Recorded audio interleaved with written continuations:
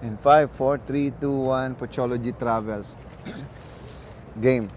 Hello, great day everyone! Welcome to Puchology Travels. At ngayon, nandito tayo sa New York City, Bryant Park. Yes. Sa likod ng New York Public Library. At syempre, nandito tayo para bisitahin ang aking ate at kaibigan. So, sa 30 years ko na yan kilala, no? Imagine it. Yes. Since 1996, yan ay nakasama ko sa dubbing nung araw.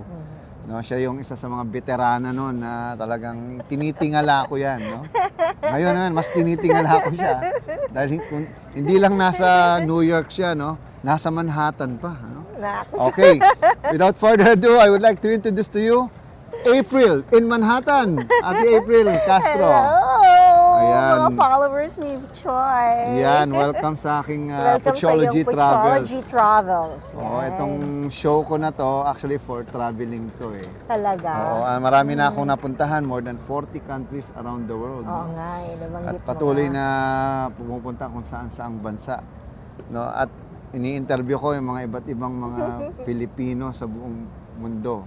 Since ako ang founder ng Phil Global Youth Foundation. Actually, maganda yung project mong yan. Gusto ko yan. Yan, so pag-usapan natin ngayon. Sige, sa mga hindi pa nakakilala sa'yo, sino ba si April in Manhattan? Si April Castro. Ayan. Hello. Ako, si April in Manhattan. Well, dati po akong voice actor sa Pilipinas. Tapos talagang more than 30 years din ako sa industriya ng Oo, dubbing. 30. Simula ako sa pelikula.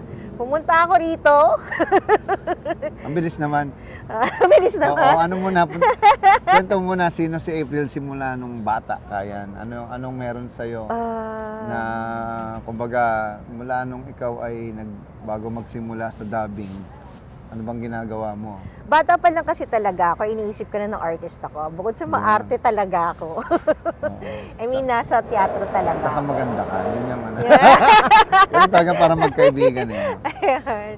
So, nung college ako, napunta ako sa teatro and tibak ako noon, diba? Ano yung sabihin ng tibak? Aktivista ako Ayun. sa Para kasi Polytechnic mga University of the nanonood Philippines. natin na mga Gen Z, hindi nila alam yung Oo, tibak-tibak. Iba yung sorry. tibak sa kanila eh. So, yun. So, nalinya ako sa mga cultural shows. So, even kahit naglilibot kami sa mga iba't ibang probinsya, nagtuturo kami ng teatro sa mga bata. Okay. So, nung college pa lang ako, yun, nagsimula na rin ako sa dubbing. College pa lang ako na sa dubbing na ako. Oo, ayan. Oo, parang ako din, first year college pa lang sa UP. Thanks to, siyempre, pinagmulan ko si Tito Joey Galvez. Diyan tayo nagsimula sa radyo actually. At movie dubbing. Oo, movie dubbing. Oo, yan. Ako rin movie dubbing. So, Paano ka nagsimula? Kwento mo nga. ano kasi ako assistant director ako dun sa Boyoyong shows. Boyoyong. So, yung isang dubber namin, si Noel Urbano, ay isang actor namin, si Noel Urbano, dubber siya. So, Dubber. that time, hindi siya sumasagot Kuya sa Noel. page. Oh. Oo, pager pa lang ng packet bell or something. So, wala akong choice kundi tawagan yung bahay nila at sinabi na nasa Sampaguita Studio siya. Oh. So, pagdating ko ron, eksakto, nagsasamot-samot sila eh. Alam mo yung individual dubbing. Tapos wala-wala. wala-wala. Tapos pinatry ako ni Tita Lucy Quinto. Ayan, si Tita Lucy, Oo. ang queen of dubbing. Oh, Queen of Dubbing yan. Diyos ko Lord. So, Kung si Tito Joey ang king of dubbing, siya ang queen of si dubbing. Tita Lucy ang Queen of Dubbing. Oo. So, Hindi ba si Tita Josie? King and queen. so, yun. Unang araw ko pa lang doon, sabi niya, sige, kung gusto mo, sama ka na sa group namin. So, ni-schedule niya na ako. So, doon ako nagsimula. I think kalimutan ko na, 1991? Ba? 91? Grabe ah. Oh, parang ganun yata, oo. Ilan? Grabe yun. Oh, 91. 1991. Hindi pa ako pinapanganak. 1991, sobra ka naman! Joke lang. Hindi pa Oo, pinapanganak. Hindi, syempre ano na ako noon? 91. Kasi mga 21 pa lang 12 ako years nun old ako. 12. 21 Oh, pa tama. lang ako. Kasi 10 years ang ahead mo sa akin. Oo, eh. correct. Sobra ka naman. Oo, Yun, oo. 1991. So tapos, ano nangyari? Ayun, nagdire-diretso na. So, nag-resign ako sa Oyoyo kasi ang dami ko ng project. So, habang nagda-dubbing, naging dubbing supervisor ako. Speaking of si Kuya Noel Urbano, siya si Kabanong. Sikat na sikat yan ngayon Yeah, sa oo YouTube. nga. Oo, yayamanin na rin yan sa dami. Yayamanin na, di ba? At ako rin ang pasok sa kanya sa Batibot. Oo nga, Oo. talaga. Siya yung nagkapitan basa noon. Talaga. Oo, kasi noong mga 1998, 2000, mga ganon. Naganap ng mga puppeteer ang Batibot. Nagboboses na ako sa Batibot. At nag-aartista na rin. So, nauna ka sa Batibot Of kesa course. kay ano? Yeah, okay. ako literally ang nagpasok sa kanya doon. Okay. At yun ay maganda at nire-recognize din naman ni Kuya Noel yan dahil Oo. sabi niya nga, hindi Fairness. siya mapupunta sa mundo ng puppetry, hindi siya magiging si Imaw o si Oo. yung isang karakter niya sa Channel 7 kung hindi siya napasok sa Batibot. True. At saka si Noel kasi yung tipo ng tao na wala ring yabang sa Oo, katawan walang ng tao. issue. Yun. Kumbaga, walang masamang tinapay. Actually, maganda yun eh. Maganda yung mga ganun. Mabuting tao, kumbaga. Mabuting tao. At walang inggit sa katawan. Yan. Correct! Pag pogi talaga ganun. Di ba, pogi si Kuya Noel? Oo, pogi syempre. Pogi talaga yun. Kamukha siya ng kanyang tatay. Oo, Alam mo ba yung daw yung tatay niyo, tatay niya? oo, si Manuel. Si Manuel Conde. Conde. Isang national Kilalang, artist sa pelikula. Pelikula. Director. Idol ko rin yun kasi may libro ako ni Noel Conde. Siya yung nagtutuloy ng legacy ng tatay niya. Bukod kay Correct. Mr. Shuli, na kapatid niya. Oo, si Mr. Shuri, kapatid si niya. ang pangalan nun, si Urbano rin eh. Si Oo, Mr. correct, Shuli. correct. Si Mr. Shuli. Yan. So, Ayan, tuloy natin yung kwento mo. Tapos yung simula nag-aral, na. after, naging dubbing director ako, tapos nagtayo rin ako ng sarili kong grupo, naging dubbing manager ako, nakakuha ako ng mga projects. Kita. Ako yung tipo ng tao na may need ako for growth. Yan, importante. So, nag-aral ako ng film directing under Marilu Diaz Abaya Uy. Film Institute. Na yung mga classmate ko, mga taga-ABS-CBN. Ayan, mga director mga naman. director Dapat doon. pala, naging director ka Yun naman. nga eh, Adi. kasi 2008 yan eh. Tapos namatay si Direk Marilu eh. Ay, diba? talaga? So, Sayang namatay naman. siya. Kami yung last batch. So, kami naman nagtutulungan. Nung time naman na may nagyayana sa akin na, gusto mo ka sa akin, mag-stop ka sa akin. Ganyan. Eksakto doon naman na-approve yung visa namin. Ayan, oo nga, So, alam mo. yung choice ko para bang, Oo. Parang mahirap Oo. tanggihan yung isang oportunidad isang na hindi oportunidad. naman Tsaka kasi oo. may isasama ko yung mga anak ko. Ayun ang pinaka-importante. So, pinili ko na At saka that time kasi, Mm-mm. bago ako pumunta dito, nagtingin-tingin ako ng scholarship kung pwede ako magtuloy ng pag-aaral dito sa filmmaking. Tapos akala ko graduate pwede. ka sa ang school. Marilu Diaz Film Institute. Pero before that, Sa Polytechnic University of the Philippines. PUP, AB Mascom. sa Sintang Paaralan, Tanglaw ng Sintang Bayan. Paaralan. Mascom. Mascom. Mas komportable sa bahay. Yung mga Ang may ganda. hina sa math, Mascom yan. Mga bobo sa mat nga, hindi lang mahina, bobo Mga na. bobo sa math, Mascom. Ayaw sa mat. Ba't ka Galit. nag-mascom? Ayaw Walang ko sa mat. math. Kaya meron din, mat 1. Math 1 lang, Oo. algebra 1 lang. Tapos hirap yun hirap na. ka pa rin. Nangopya pa. Hindi ko pa nga ba ipasa. Huwag makaawa ka lang sa teacher. Pero maawa na ka. Sige na, sir, kaya nga ito yung kurso ko eh. Hindi ko ba naintindihan ba't ako mascom, sir? Bakit ba kasi Pero totoo yun. Salamat sa mat na Sa yun. math eh. Salamat sa calculator. Salamat sa katabi ko. Ayun. So, pagdating ko rito, ayun. Pero kahit nandito na ako, nag-translate pa rin ako sa Pilipinas eh. Oh, so kumakarir ka pa rin. Kumakarir pa rin ako. Bayaran ka ba? Yun lang. Yun lang. Oo, yan yung mga bagay na Yun yung mga bagay na Pero- hindi natin kontrolado. kontrolado eh. So, Pero alam mo ate, no, nakakatuwa kasi syempre, sabi ko nga, ako, tagal din ako sa dubbing. Ngayon naman nagdadub ako, pero for passion na lang. Hindi yung for for career kasi yan ang turo ko sa school. Huwag mong karirin yan, magugutom ka. hindi Totoo. naman. Hindi, kung kakaririn mo na Bread and butter ko, pinuhay na bilang- ng buong pamilya ko. Hindi, nung may panahon na to, napakahirap yung panahon na. na ngayon. Kasi nung panahon Correct, natin, true. golden years ng Oo, dubbing. grabe. yan Halos di na tayo Oo umuwi. naman, kumbaga, Grabe, nakinabang din 300, kami. 400 movies a year tayo. Oo, kayo lang, hindi ako kasama. Ay, Hindi, kahit dubbing sa mga Korean novela, ganyan. Oo. May mga Sa di ba pelikula pa panahon lang ng yan, mga Meteor Garden days Oo, yan, Meteor mga Garden, Marimar. Okay, so since na anong taong ka napunta dito sa ano? 2018. Sa New York. 2018. Imagine mo 'yun, 2018 bago pandemic, sakto. Bago pandemic, Oo. correct. So paano nagbago ang buhay mo mula sa pagiging artist, dabber, director o writer? Nung nandito ka na, paano ka nag-adjust bilang isang April? Hirap na hirap ako. Ano yung hirap na Hindi, yun? Kwento sobrang mo yung hirap na-depress na talaga ako nun. Ah. Kasi syempre, hindi naman sa pagmamayabang. Pero dahil matagal na ako sa industriya, isa ako sa mga talagang datihan na sa dubbing pagdating sa pelikula. Medyo may angas ako na mahusay ako, magaling Oo ako. naman, mahusay ka Kumikita na. ako ng Lahat malaki. naman sila mahusay. Binuhay yung Totoo pamilya yan. kong ganun. So, Yung mga batchmate mo, Oo, magagaling talaga. magagaling. Mga idolo namin yan. yan. mga So, bata. inisip ko na ano mo yun, makakasurvive pa rin ako. Pero pagdating ko rito, lahat po ng experience ko, maski yung nagtrabaho ako sa office sa Pilipinas noon, lahat ng pinag-aralan ko, kahit graduate ako, Yeah. zero. So, parang ano It yan. doesn't count. Walang silbi Ayan. lahat yun. Grabe, no? Oo. Parang, kumbaga sa ano, honor ka doon. As in, ikaw Oo. ang pinakamagaling. Ano, Oo. Valedictorian ka.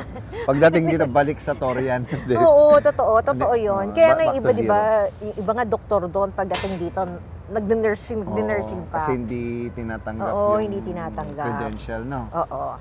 So, nahirapan talaga ako. Doon ako dumaan yung na-depress ako kasi wala akong makuhang work. Talaga. Wala. As in, nag-apply ako sa mga offices. Tapos, yun nga, sabi nga pag nakita, overqualified ka kasi nag-marketing manager ka sa Pilipinas. oo. Yung iba naman, kailangan namin may experience na dito. So, sabi ko, paano ako magkakaroon ng experience kung walang bibigay ng chance? Ano lang, Oo. indirectly saying, hindi ka tanggap. Hindi tanggap. ang OA Hindi naman, ba sabihin, ang di ba? OA kasi ng over, Oo, qualified. Ano Ibig yung sabihin, overqualified ka? Over lang. Di ba? Tapos, so nagpunta ako sa Arizona. Nagtrabaho ako Arizona. Nagpunta ako sa Di Arizona. ba desierto yun? Ha? Desierto yun. Oo, yun na nga eh. Punta ako sa Arizona kasi yung isang friend ko, nirefer ako doon sa isang Pilipina na may-ari ng mga nursing homes, group home. Okay. So doon ako nag-start sa Arizona, then lumipat ako ng California, San Fro. Nag-try din ako sa LA. Tapos bumalik ako sa New York. Pagdating doon, nag-aral na ako, nag-CNA ako. Eksakto, during COVID, nagtatrabaho ako sa nursing home facility. Doon ko naranasan yung talagang pagod kami. Grabe. So, dalawa yung trabaho. Di lang Kasi pagod na pagod na Oo, kailan kasi yan, alam mo, sa isang floor, 50 na pasyente. Dahil walang mga nurses, mga tag 25 kami, or kung tatlo lang kami, gaano ka ano yun, sa Yeah. isang shift. So, maganda rin kasi doon ko nakita na pwede pala ako magsimula ulit. Actually, pinahumble ako ng New York. Pinahumble ako ng Yes. pagpunta sa ibang bansa na Oo, totoo yan. at the same time, pinatibay niya ako. Alam niyo, sabi nga, live in New York City once. You'll never know what you gonna get. Di parang the idea of learning. Kasi perfect, ito almost perfect society itong New York City. Oo, actually. Parang lahat, wag nandito ka, wag ka lang isang araw, dalawang araw. Kahit isang buwan, maramdaman mo na yung difference, no? Oo. Tsaka dito sa New York talaga, parang bihira yung isa lang yung trabaho mo. Yung iba dyan, nagtatrabaho sa umaga, pagdating sa hapon, iba yung trabaho. Tapos kung meron pa silang extra hours sa hagabi, itratrabaho pa nila yon. Bakit? Kasi mataas yung standard of living dito. And time is of the essence. Kumbaga, time is sayang of the yung essence talaga. oras. True. Kasi parang True. pag sinayang mo yung isang maghapon, malaki na yung nawala sa'yo. Oo. No? Magkano ba per hour dito? Ngayon yata ang minimum nila nasa 18 to 20 Naku. So, may per hour. kung 18 to 20, sabi natin 20, times mo sa 60, aba, may 1,200 ka na per hour. Eh, sa Pilipinas, 8 hours na, 550 pala. 550. Anyway, alam mo maganda yung kwento mo kasi ito ay kwento rin ng ibang mga Pilipino na Oo. sumikap dito sa Amerika.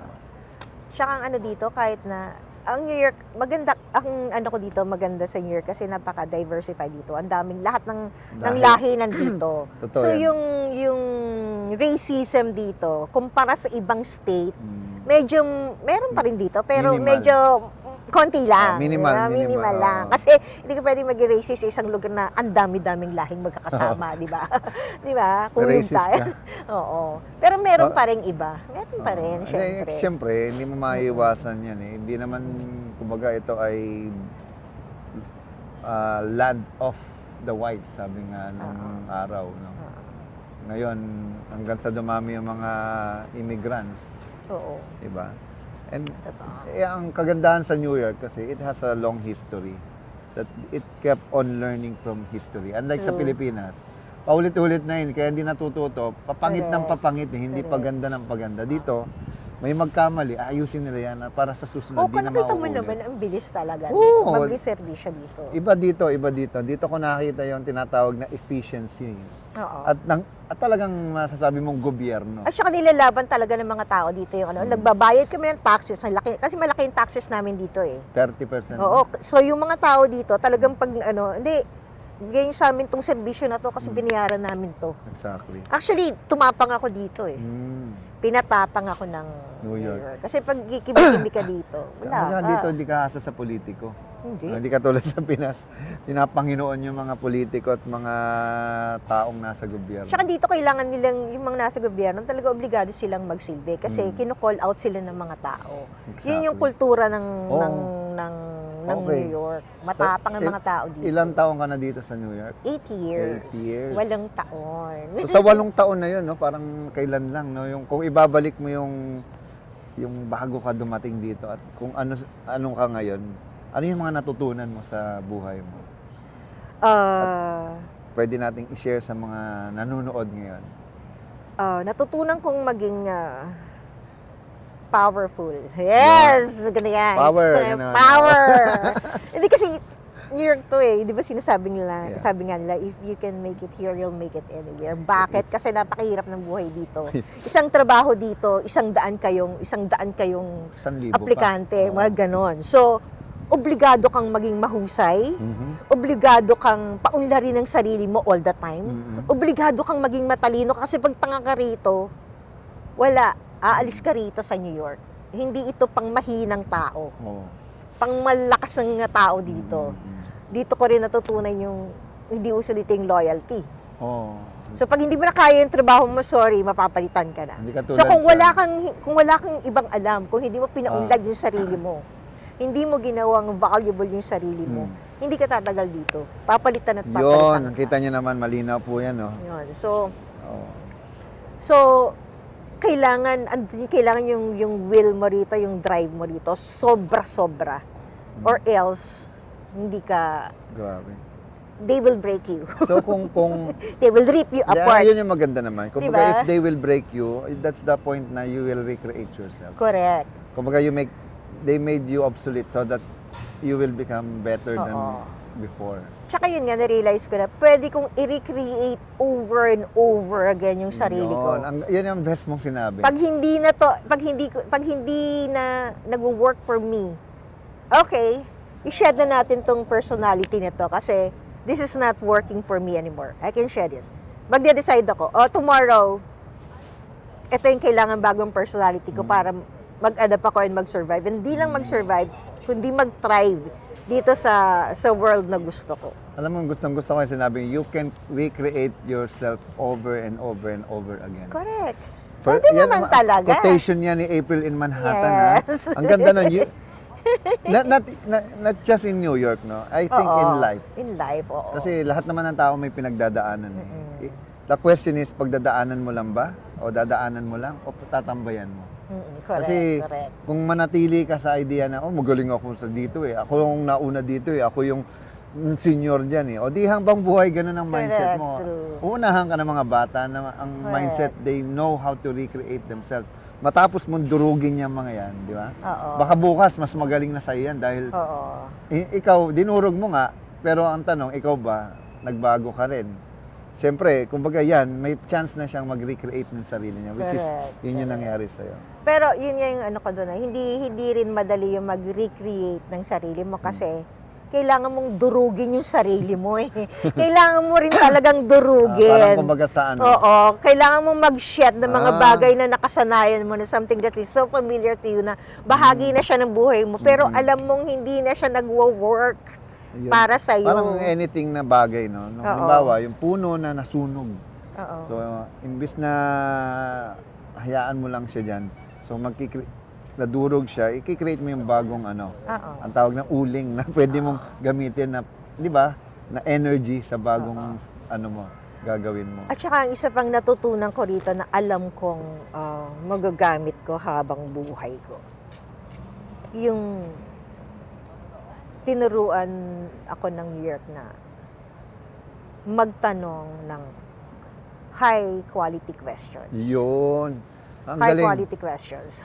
Valuable questions. Tapos, to make a decision right away. Kasi dito hindi pwedeng patumpik-tumpik eh. Parang, kaya mo ba itong gawin? Kaya mo man ganyan, Yes ganyan, or no ganyan, lang ang ganyan. sagot. Yes or no. Decide right now. Hindi ka pagdidesisyonin, sige, we'll wait for your... Walang ganun-ganun dito.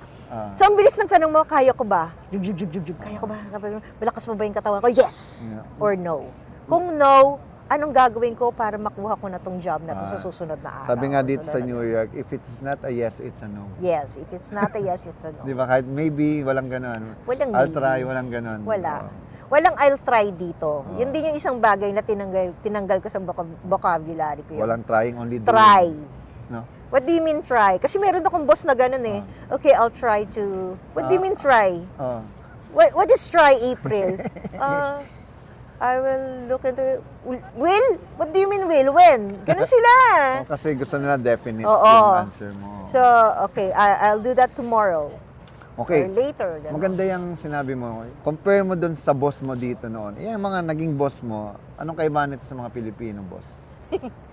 Para hindi, para makumpara lang natin. Kakulong!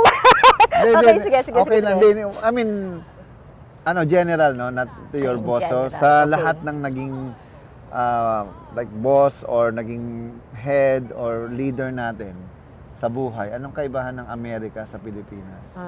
Especially ngayon, no? Nakikita natin yung sitwasyon. Iba-iba rin kasi. Kasi dito, talagang sinusulit nila yung Binayad sa'yo. binayad sa'yo. Oh, exactly, oo. So, in-expect nila na pag binayaran ka nila ng ganito, Yung bibigay mo ka. yung Oo. trabahong yon. Ang maganda dito, kapag nakita nilang sobrang galing ka naman, ginalingan mo, nagbida-bida ka, Oo, yan. nagbida-bida ka, i-compensate nila yon. At iko-compliment. At i-compliment Yun. nila, and itatry ka nila talaga na alagaan. Mhm. Ako sa experience ko yun ha, yun ang experience ko. So talagang inaalagaan ako. Sa Pilipinas kasi, Then, sige. experience ko naman sa Pilipinas kasi parang yung ano natin, relationship-based eh. Ayun. Hindi siya, Ang tawag dyan KKK. okay, so kasi dito, may relasyon kayo, build ka ng good relationship, at the same time, professional kayo. Professional ka, binabayaran ka ng tama. Wala namang binabayaran problema mo. kung may relationship, pero Oo. professional dapat. Oo. Sa Pilipinas kasi, mas mataas yung relationship kesa dun sa pagiging professional. Minsan na, hindi mo na alam bakit ang tagal ko na wala pa akong, ganda pa rin yung Oo, rate tapos, ko. ang malupit dyan, Oo. pati yung mga pangalan ng estasyon, parehas ang kapuso, kapamilya, kapatid. So, literal, na ganun din sa atin, Oo, ano? diba? Kapamilya. Oo. Yun. So, So, ano yung nakikita mong solusyon sa mga ganun na kaya, di ba, hindi nagbabago yung kultura sa Pilipinas dahil may ganung sistema na umihira? oo. Ako sa tingin ko kasi kung halimbawa old system na kasi yan eh, kailangan may mag-call out. Kailangan talagang may magsabi sa kanila na ito. Na Kaya pag may kailangan mga taong gumagawa ng iba at natatamaan sila, nagre-react negatively imbes na tama. Yung alam mo yun, i-accept nila yung mali and then create change. Oo. Ang masama, pag nagsabi ka ng totoo, ikaw masama. Actually, yun naman talagang totoo eh. Oo. Pag nagsabi ka ng totoo, mag-create ka ng enemies. Oh, exactly. Ako naman, ito rin yung ano ko rito. Kasi, dito, individualism dito eh. Oo. Na para bang, sinanay yung mga tao dito na, You can sabihin stand ko, alone. I can stand alone. So, pag sinabi ko yung truth ko, wala na akong pakialam sa kung ano man ang sasabihin mo. Yeah. Kasi ito yung ano ko. Yeah. Ngayon, kung gusto mo akong harapin, harapin mo ako direct. Oh, kumbaga, Oo, walang, tsaka based din sa Oo. batas. oo, sa batas. Kasi kahit truth mo tama, mali sa batas naman iba. Ang Oo, correct. Tama rin, truth tama ka naman rin. yan, hindi naman sinasabing ano eh, legal yun eh. Oo, May truth, pero it doesn't mean it's legal. correct. Diba? Pero ang ano ko lang dito kasi, yun nga, tsaka dito, protektado ka ng batas. Ayun ang maganda. Protektado ka ng batas. Sa Lahat bata- dito merong Exactly. ano. Eh sa Pilipinas, butas ang hindi batas. hindi may eh. batas pero Oo. hindi ba ginagamit. Kita mo nga sa dubbing natin noon, Oo. wala tayong ano ba talaga ang tamang rate para sa Ah. atin? Walang hindi ka tayo pinaprotektahan ng batas. Eh, Tas hanggang ngayon hilingan naman pa eh. tayo ng ano. Naggawa Dito pa nga ng hindi. grupo-grupo, di ba? Na, Dito hindi. Yung mga voice actors dito, may minimum sila. May SAG Meron at silang AFTRA. union na nagpo-protect sa kanila na wala kang pakialam kung bago ka or matagal ka na or professional ka na. Basta under ka ng ano namin, protection namin, ito yung rate mo, ito yung batas mo. Ito yung batas namin para sa'yo to protect you. Ayan. Sa Oh. atin, ewan ko meron ba, parang nagkaroon yata ng ganun, Pero pero hindi naman yan susundin din ng mga Oo, kliyente. oo, The more ka nga correct, mag-ganon, totoo. the more ka nga maggawa ng ganyan, the more ka iwasan. correct. Kasi bakit, di ba, bakit ka magdi-demand kung yung budget naman ng kliyente, hanggang dun lang. Hindi. Hindi, yun yung problema. Oo, yun ang Iiwasan problema. talaga sila ng kliyente. Oo, totoo. Oo. Pero kasi, parang nakikita ko kasi doon, kaya wala na siyang ano, kasi Walang power. walang power Oo. yung ano eh. Kahit maggrupo-grupo pa O, kaya. tsaka ang nangyari kasi doon, para bang ano, nakakabisit yung sulutan ng ano. Ayun. Yung sulutan. Oo. Parang, Yan ang masakit, no? Yung ako kaibigan mo ilang pa. beses ako nasusulot nun dati sa Oh, project. Naku. Eh, alam naman natin at may mga Diba? ganyan talagang Oo. tao. Tapos yung nagsiset ka ng tamang rate para makapagpasweldo ka ng tama sa Ayun. mga tao. And then, babagsak nila yung presyo. At ang pinakamalupit, di ka pa Diba? babayaran. Yun yung masakit yun. oo. Bayaran. At yung Oh my tao, God! kaibigan mo pa, no? Oo. Yun yung masakit. Yung masakit, Kasi grabe. nagpo-fall out yung tao, nagkasira sa pera eh. Minsan, ganon. Pero again, dito, balik tayo sa New York, no? Kasi sa Pilipinas, for me, wala nang pag-asa yan. Ah, Kasi pag ganun, wala na eh. Kasi lalo na ngayon, may artificial intelligence na. Oo, actually. Apektado talaga silang lahat dyan. At kung hindi sila mag-a-adapt, wala Correct. na. Parang ano lang yan, inoferan kita ng Correct. laptop. Sabi mo, ay hindi, sanay ako mag-type. Correct. Typewriter lang ako. O di sa'yo na typewriter mo. Correct. Kasi ngayon, sabi ko nga lagi, kaya mayroon akong programang AI Talks. Para turuan yung mga mamamayang Pilipino, yung mga ordinary Pilipino, kung gaano ka-importanting tanggapin ang pagbabago, di ba? At alamin kung paano magagamit ang mga bagong teknolohiya sa advantage nila. True. Hindi yung you will go against it kasi feeling mo affected ka. You cannot stop technology. Correct. People die. Technology, parang ito, namatay na lahat ng nag-build ng New York. Just because they believe sa change. Kita mo, na nakinabang yung next generation. Correct. True. At kahit nga tayo hindi ka, no, ikaw, Amerikana ka na dahil citizen ka na. Ako personally, nakikinabang ako sa ganda ng ginawa ng mga nauna na mga New Yorker. Yan. Di ba?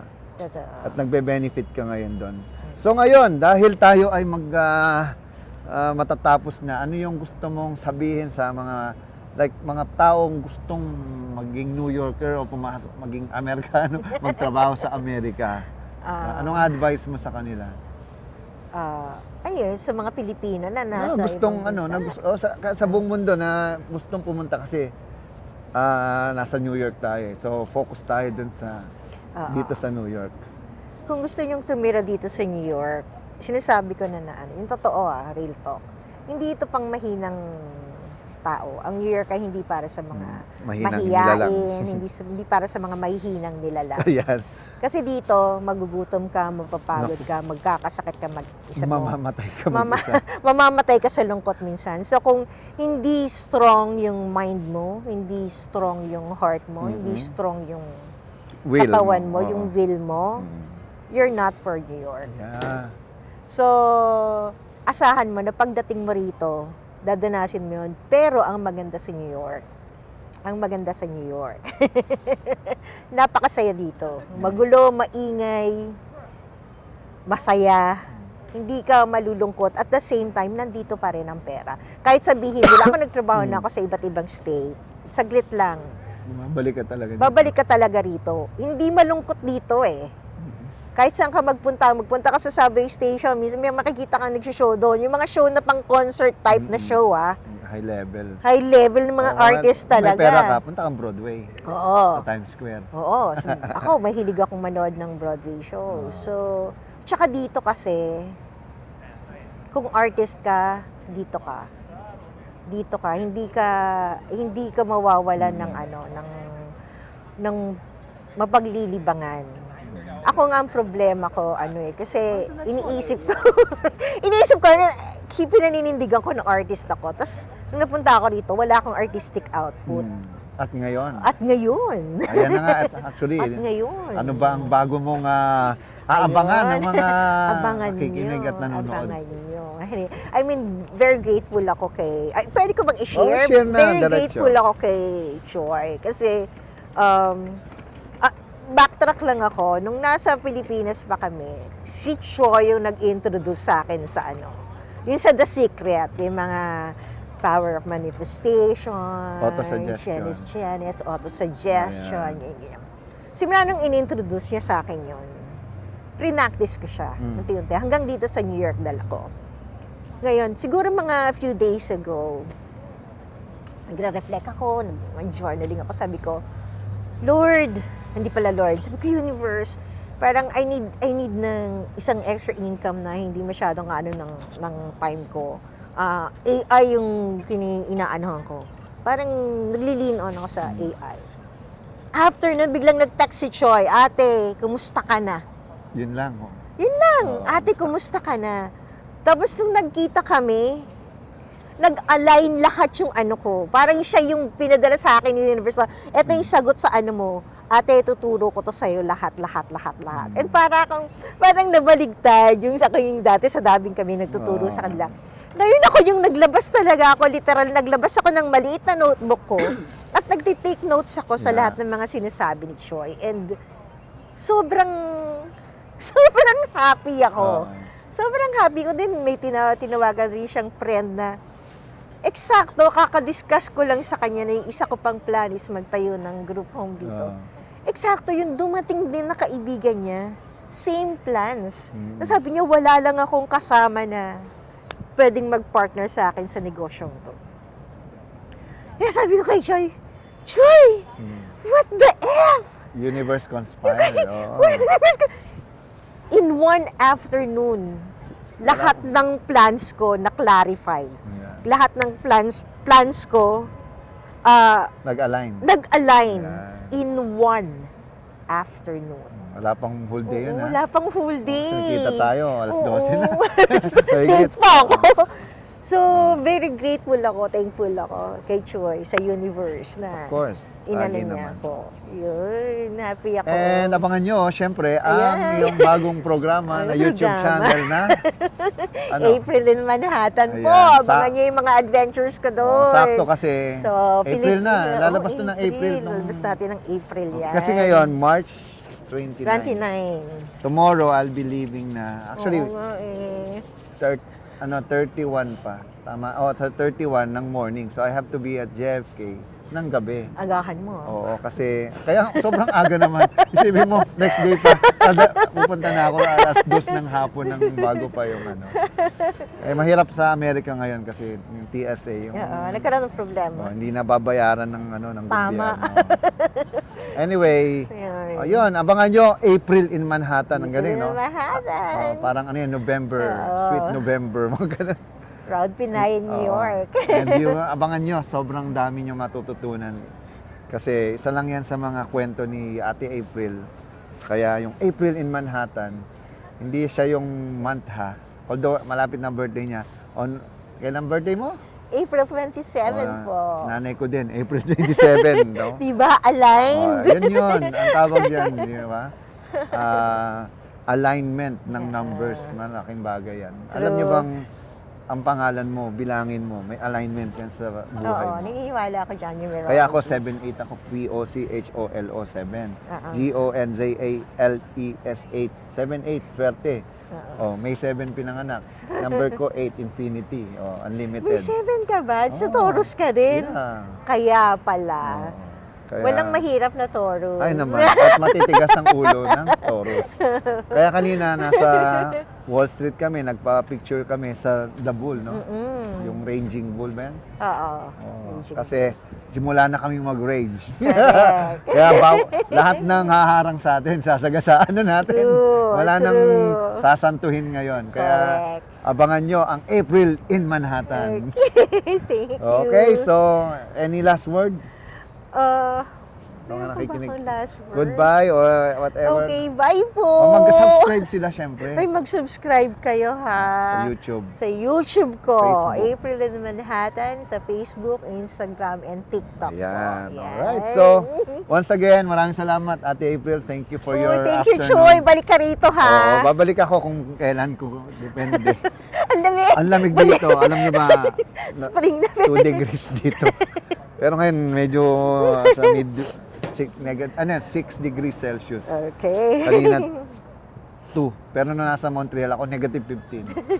So with that, maraming salamat, Ate April, at sa mga nanonood dito lang sa Puchology Travels. Yan. Sa The Voice Master Facebook page natin at sa Voice Master YouTube channel din. God bless everyone. God bless Ate April. Good luck Okay. sa iyong Thank you. career dito sa New York at especially dito sa Manhattan. Okay. Alright, so pangmayaman po dito sa Manhattan. God bless everyone. See you. Bye-bye. Bye. Oh, di ba?